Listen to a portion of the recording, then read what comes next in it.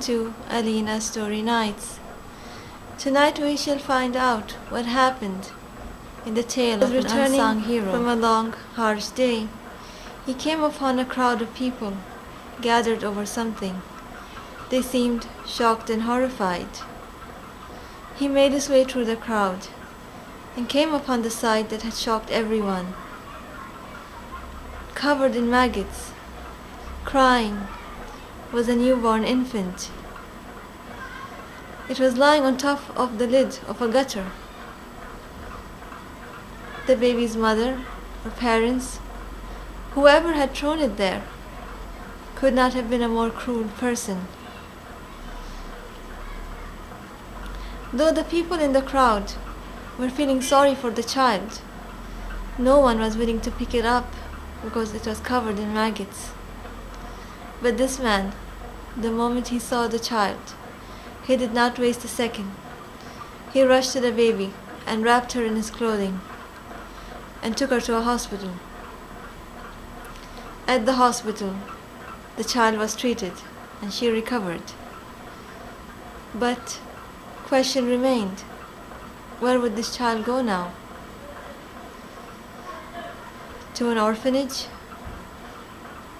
This hero, though he had nothing, not even a roof over his head, but he couldn't bear the thought of parting with that child. He couldn't bear the thought of not being around to protect that child. And so he decided to dedicate the remainder of his life to that baby, who was not his, but he considered her his own family, humanity, who had been so kind to him for so many years. He pleaded with them to adopt that child, and he promised that he would provide everything needed for that girl to have a good life. But would he be able to do that? He was homeless himself. She lived in that family's home, and the kind lady of that house took care of her.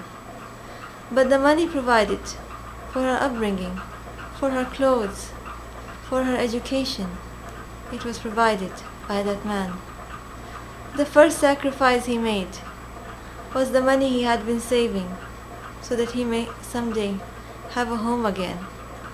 He spent that money on the child's upbringing.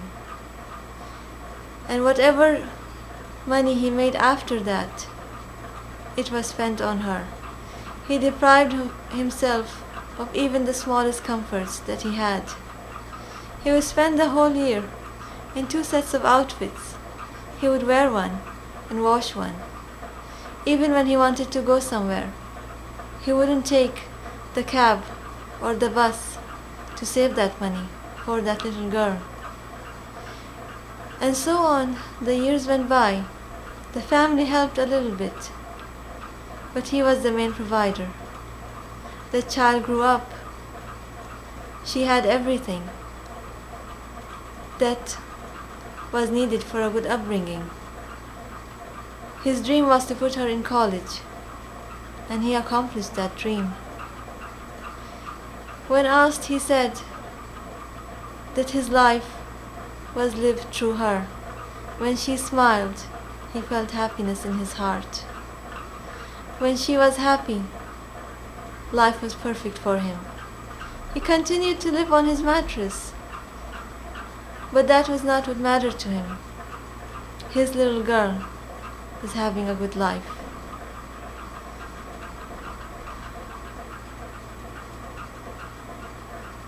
Words fail me to describe more the kindness and generosity of this man.